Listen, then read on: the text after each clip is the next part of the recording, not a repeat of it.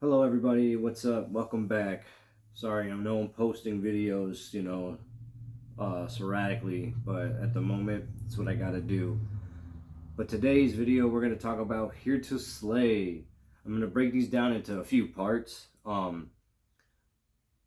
It's gonna be one's gonna be about monsters and the party leaders, and then the other one's gonna be the deck itself. So without further ado, let's get right into the video. So today we're going to talk about monsters and party leaders. But for today, we'll start off with the monsters. So in this game, you get to fight monsters, and it's basically based off of luck. So for example, you get the Mega Slime. The requirements to fight him is you need 4 hero classes of any kind. That's what the gray H means. If for whatever reason you get something like this guy, you need a hero class that has that symbol, and then you need any other class. So the specifics is there, if hopefully that makes sense. And then when you roll for it, you have these two options. You have either, if you get it -7, you have to sacrifice a hero card, or if you have 8+, you got to slay this card and draw 2 cards. Then you get to have the effect when you win it. You may spend an extra action point on each of your turns. And this game is all about action, which I will explain in the next video. But for right now, I'm just going to stack monsters on each other. So this is the War 1 Owl Bear. Maybe I should read it before placing them down. It's hard to read it upside down. This one's Dracos. This one's Arctic Ares. And then I'll just probably just take it over here just to make it Voltclaw Lion. And at any time, just pause it if you want to see. You can zoom in or whatever. This is Bloodwing. Some of these do look pretty cool, these monsters. Each of them have different effects and stuff like that. This is the Titan Wyvern. This is the Crown Serpent. This is the Feral Dragon. And I had bought expansions and stuff, so I have more monsters than normal. But typically you only get about like almost 20, like 15 I think, something like that. I'm not really sure, I forgot. Rex Major. Calamity Mongrel. That look like me. Dragon Wasp. Lumbering Demon. That one looks pretty cool. I just don't like the name though. This is for all the guys out there and gals, you know. Reef Ripper. This one is Goret Oladon, unless I said it wrong. But he's just a boar, like a zombie boar. Clawed Nightmare. That one looks sick. We have Scavenger Griffin.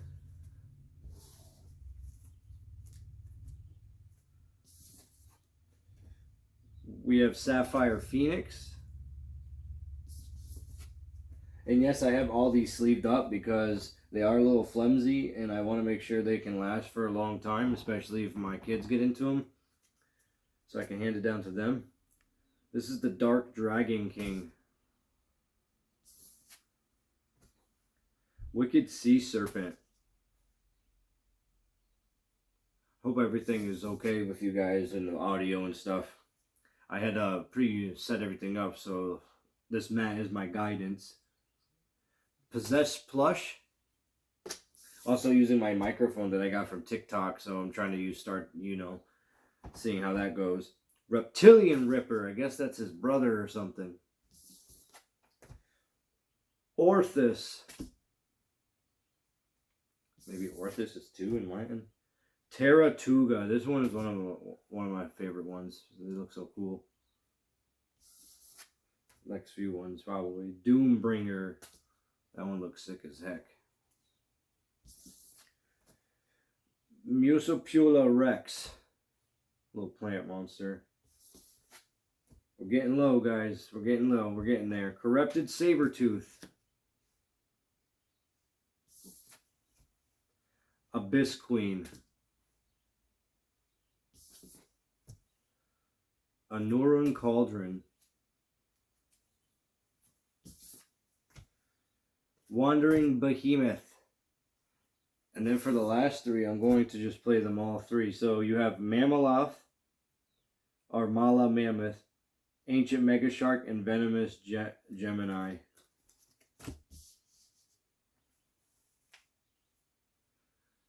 Alrighty, so that's it for the monsters basically in that deck that you guys can fight. As you guys saw, that there's a lot of variations that you can do, and there's a lot of unique individual monsters. So next we're going to go into the party leaders. Now, normal base game party leaders, there's not that much. I think there's like 8 or 6 or 9 in between there. But I got so many expansions I don't even know anymore. So we're going to go through the party leaders that you can get, and well, let's get into it. So the first party leader that you can get is, and I'll let you know when it's from the base set and if it's from an expansion. So this is from the base set, the Fist of Reason. It's a pretty cool party leader. He's a fighter class, which is up here. That's how you can tell. That symbol is the symbol that you saw earlier on the monsters. And he has a special ability where each time you roll to challenge, +2 to your roll. So if somebody challenges you in the game, which I'll explain in the next video, you can add that special ability. So you have +2. We have the Protecting Horn. All these ones I'm about to go through right now are all the base set ones, and then I'll go to the expansion ones so you guys know which one's which. So this is the Protecting Horn. This is the Cloak Sage. This is the Divine Arrow.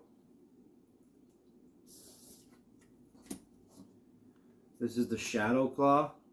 And again, if you want to know what their class is, it's right up here underneath their names. This one's a Thief.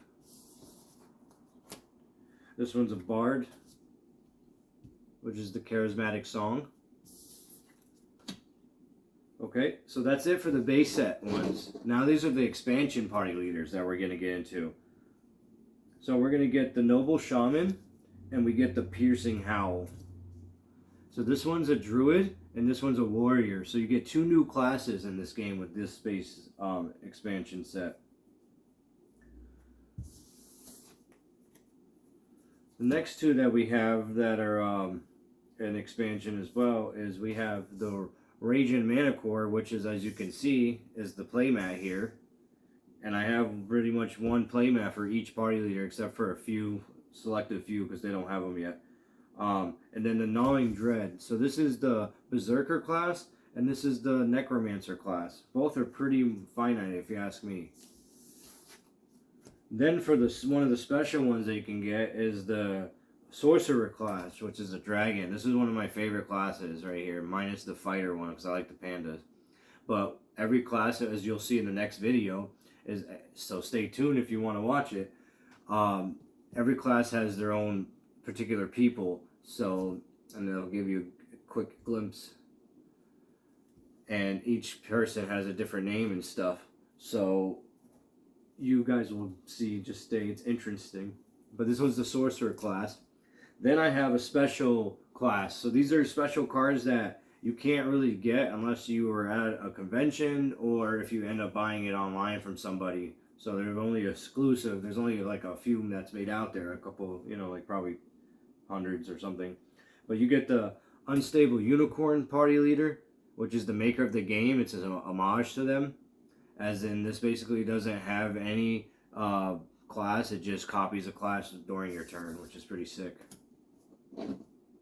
So then you have dual classes, which is convention stuff. So I have basically the Fierce Panguardian, which is basically I can be a fighter or I can be a guardian. Then I have the Veiled Raider. Then I have the Brutal Bow. Then I have the